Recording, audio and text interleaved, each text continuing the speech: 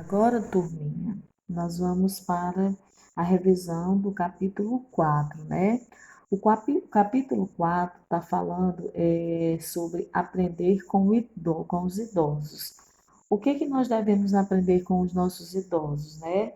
Os idosos fazem parte da nossa comunidade, viveram e conheceram o mundo muito antes de nós. Temos muito a aprender com eles e também podemos ajudá-lo em muitas situações, né? Nós podemos perceber aqui, olha, que no capítulo 4 nós vamos aprender valorização, né? Que nós devemos ter com os nossos idosos. Essa valorização implica dizer que nós precisamos ter cuidados com eles, né?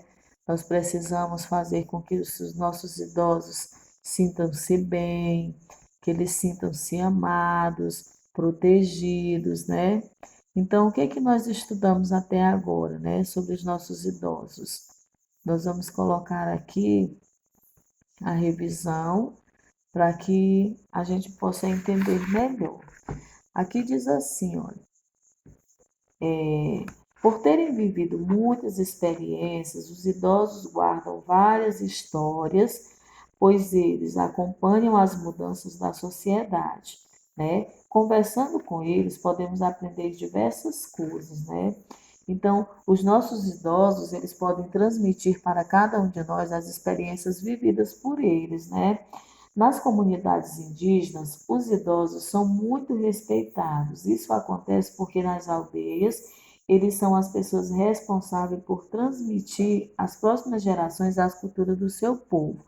Ou seja, nós aprendemos nesse capítulo que os indígenas também têm uma função muito importante, né? O indígena idoso. O que ele faz? As crianças ouvem os ensinamentos, os mais velhos explicam a elas, as gerações futuras, as tradições, né, as culturas que eles têm nessa comunidade. É preciso respeitar as leis feitas para melhorar a vida dos idosos. Nos ônibus, trens e metrôs, eles têm assento preferencial. Além disso, nos estacionamentos, os idosos contam com vagas próprias. Quando estão em uma fila, eles têm o direito de ser atendidos antes das pessoas mais jovens, ou seja, essa parte preferencial, nós precisamos entender que esse assento ele é totalmente voltado para a pessoa idosa. Então, nós devemos respeitar, não podemos enfrentar, ficar na frente, ocupar o espaço onde é reservado a eles, né? Quando você estiver no ônibus ou quando você for ao banco, em algum lugar onde tem um assento preferencial, você deve, lógico, que colocar a pessoa idosa para se sentir melhor, né, nesse ambiente. E o Estatuto do Idoso, ele é o conjunto de leis que garante aos idosos o direito a uma vida tranquila, a uma vida saudável, digna e com respeito.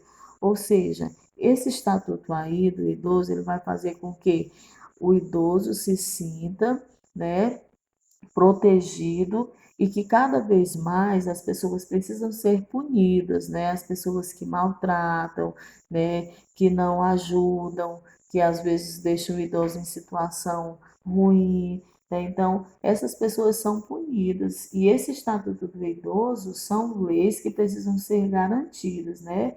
Para que os idosos tenham direito a uma vida tranquila e saudável. Então, nós precisamos ter esse entendimento que nós devemos cuidar, né, da pessoa idosa.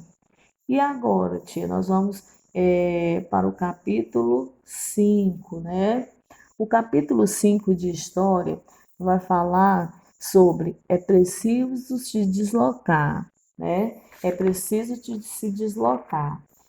Nós vamos ver aqui a revisão de como é que nós nos deslocamos, né? Como é que as pessoas antigamente elas faziam esse deslocamento, né? Nas gerações passadas, o que acontecia, né? Então nós vamos ver aqui, olha, Aqui fala o seguinte: os deslocamentos ao longo do tempo. Antigamente, os deslocamentos eram realizados a pé pelos indígenas no território brasileiro.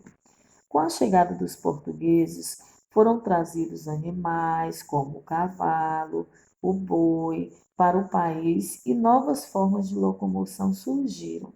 Ao longo do tempo, para entender as necessidades humanas, diversos meios de transporte foram inventados e aperfeiçoados.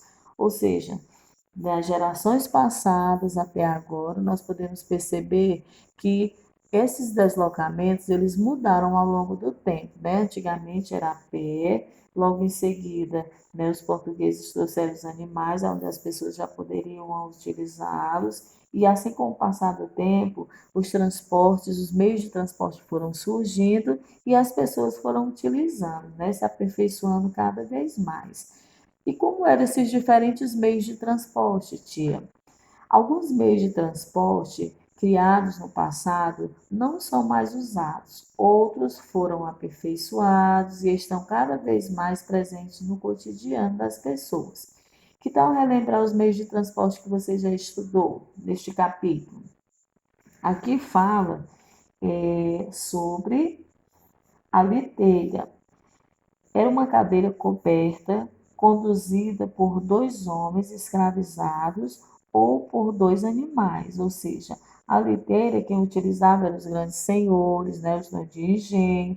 Então, eles faziam com que os escravos ficassem carregando eles dentro dessa cadeira, né?